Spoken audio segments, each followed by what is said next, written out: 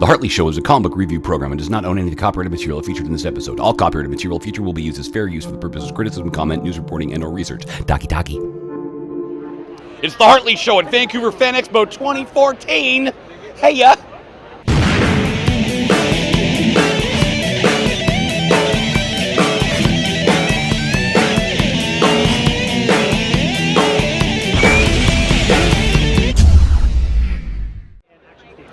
I'm here with Jason Copland, superstar artist from Kill All Monsters. How you doing, brother? I'm doing well, thank you. Is the con treating you well so far? Very well.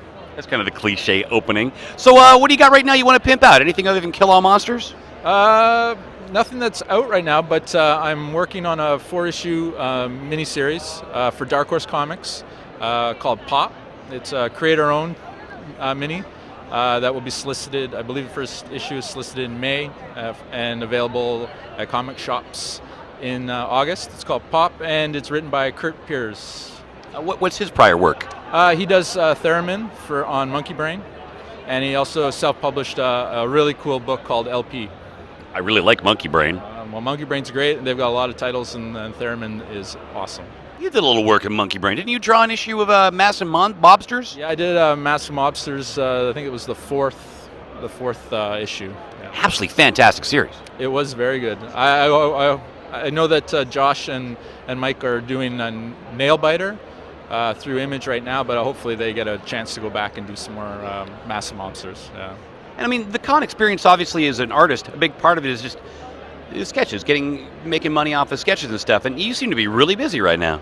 It's been really good, yeah. I normally don't take a lot of commissions at shows. I'd rather talk to people and not worry about that sort of stuff. But I seem to be in a bit of a groove right now where I can talk and draw. So that's what I've been doing. Yeah. I'm really digging these the little cards thing. Yeah. Are you offering up 2 different styles of sketches? I'm just kind of drawing however I want to draw. Sometimes I plan them out. Sometimes I just make a mess and hope they work out. And the ones that work go in the bin, and the ones that don't land on the floor. So. No, I mean, you've been doing this for a fairly long time, doing the con circuit, yeah? Do you have any cool con stories? Weird, good? No, not really. Nothing? No, my memory's really bad, so even if something really cool happened to me, it's gone. Just some jerk with the show maybe talking about clammy hands or something, I guess, huh? I don't even know what you're talking about. Me neither. And with that, thanks a lot for your time, You're man. Welcome. We're hanging out here with Daryl Gaspari, all-around swell guy and great zombie arm maker. Daryl, how's it going, brother? It's doing well. How's the con treating you so far? Con's good. Con's pretty good. So far a lot of big fans, good compliments on the booth. It's going well. Any big killer items? The things are all crazy. People are all crazy about right now. To be honest, it's still Daryl Dixon stuff from The Walking Dead that I'm currently sold out of. So don't come by my booth looking for that.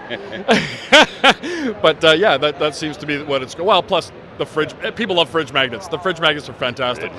Later on, get a shot of the fridge magnets. So now this is your second Vancouver Fan Expo, yeah? It is. What cool experience have you had? So what's been your favorite moment so far in the Fan Expo thing? Actually, my favorite thing, and it's not a moment, but my favorite thing about Fan Expo is all these fans can get together. There's no judgment anywhere. They can all geek and nerd out and come to like the horror shop and buy all their horror stuff, and anywhere else. I mean, this is where everybody fits in here, right? And that's one thing that makes this convention more unique than any other convention that's out there. Is everybody can be as unique as they want, and they all fit in. And that's one of the coolest things about this con. I'm standing here with Ed Brisson, fantastic, extraordinary writer that he is. Ed, how you doing, man? I'm doing great. Doing awesome. So I'm just going to ask you to pimp out what you have going on here. Obviously, you got Sheltered going on and maybe some other stuff. Pimp it. All right. Well, I got Sheltered going on right now, which is an ongoing series through Image. It's about a group of survivalists. I think the end of the world's coming. They do some crazy stuff to one another. Very sort of Lord of the Flies sort of a vibe to it. Lots of just really crappy kids. Make you think twice about having children. I've got The Field, which is, I'll lift it up here, which is a new series I have with local artist Simon Roy.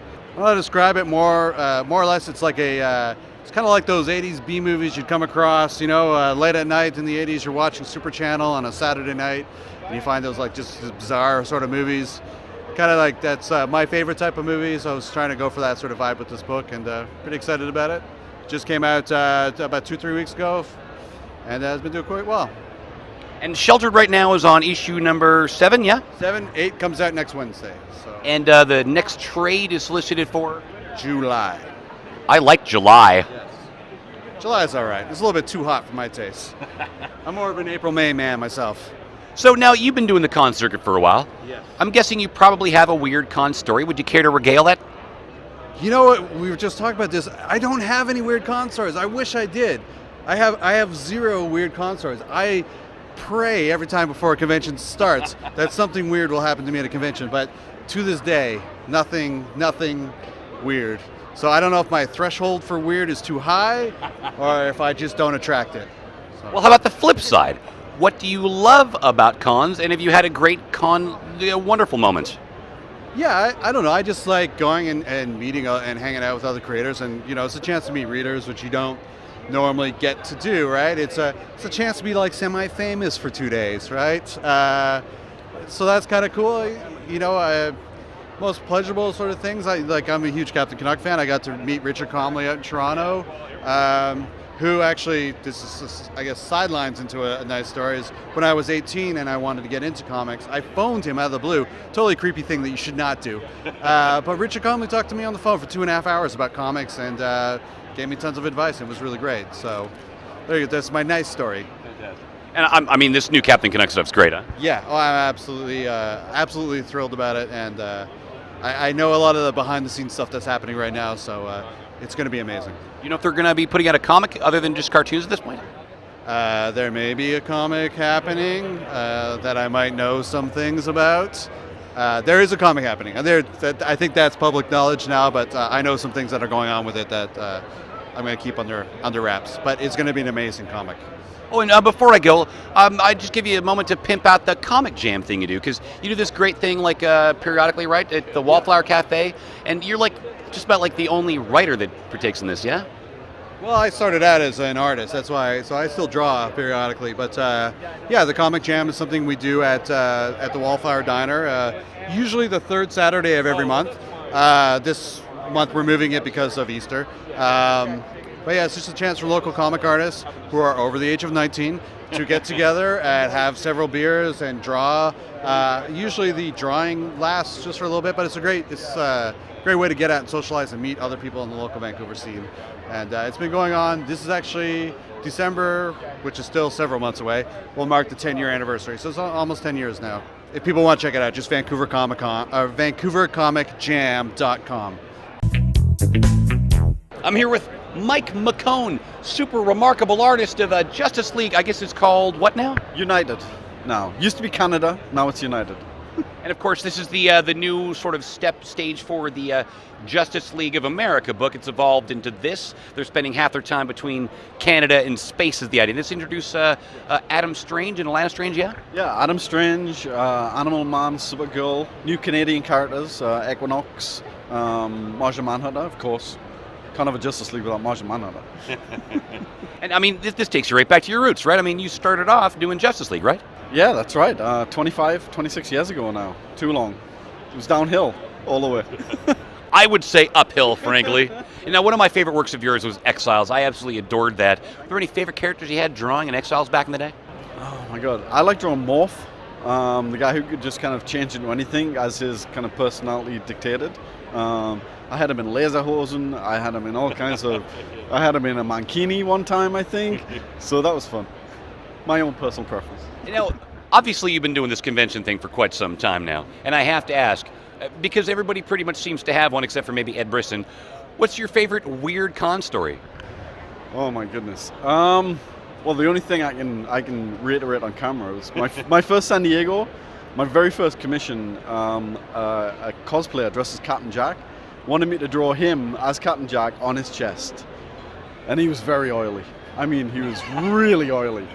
So I politely declined, and he wobbled away doing his Captain Jack thing, you know. Nobody's asked the same since. Thank goodness. Thank goodness. So what do you think of Canada so far? I love Canada. Vancouver's spectacular. I mean, my hotel has got this view of the bay and the mountains. And the people are really nice. I barely understand the word they say, but it's good so far. And now you've been working for Marvel for quite some time. Obviously, Avengers Academy was a big part of that. Yeah. But your contract with them is over now, and you're just a freelancer, yeah? I am. I was with Marvel about 7 years, I think. Now I'm with DC, but yeah, I can go wherever I want, do whatever I want.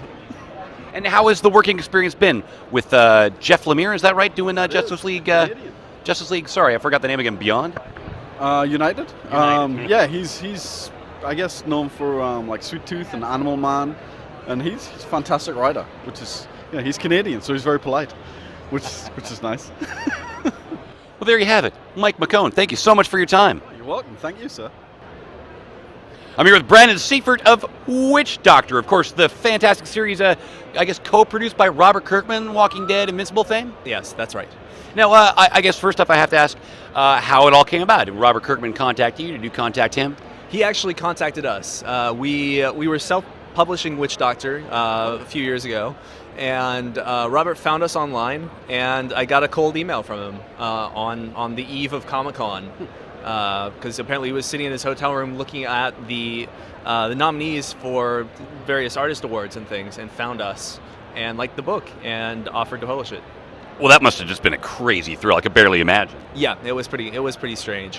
I did not know. I had to double check and make sure it was really Robert Kirkman. Yeah, it was very surreal. Well, my brief experience with him, he's just a mega nice guy. I'm sure you're feeling much the same. Yes, yeah, absolutely. Yeah, I really appreciate how he's helped us out. So why don't you tell us a little bit about Witch Doctor? So Witch Doctor is a horror medical drama. It's sort of like Dr. House crossed with Supernatural, something like that. The premise is it's about this brilliant jerk doctor named Dr. Morrow, and he approaches the supernatural as though it's sick people to be treated rather than monsters to be killed. Except he's also got a big sword for when the monsters do need to get killed. So yeah, it's basically that. We have a lot of fun with it. There's a big action element. There's a big black humor element going on in it too. One thing that immediately strikes me is that the art is just fantastic. What you're seeing there in the cover is the interior art as well. What's his name there? Lucas? It's Lucas Kettner. And just has he done anything else?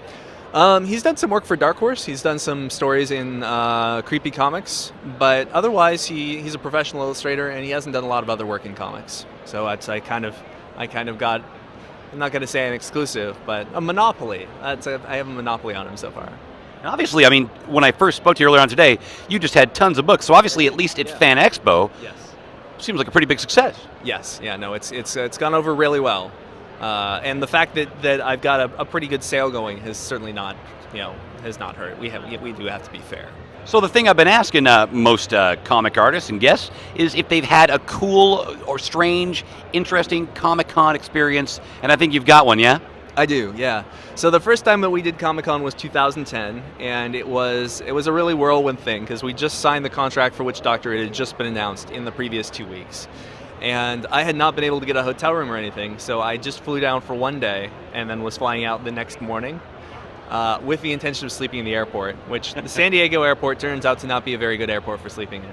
But so I'm doing the convention, and it's all just kind of a blur, and I don't know what's going on. And at the end of our first signing, I'm really excited and really happy because it's gone really well and people seem to be really interested in the book. And I get up and walk away, not realizing that my editor has Joss Whedon there and is trying to introduce me to Joss Whedon. And I just get up and walk away. And I have not had any, that was my one shot so far. I've not had any other opportunities to meet him. So that is my most embarrassing con moment, I think. So there you have it, Vancouver Fan Expo 2014. It's been an absolute blast. I'd like to thank everybody that hung out with us, the crew that endured this with us, and you for watching. See you next time.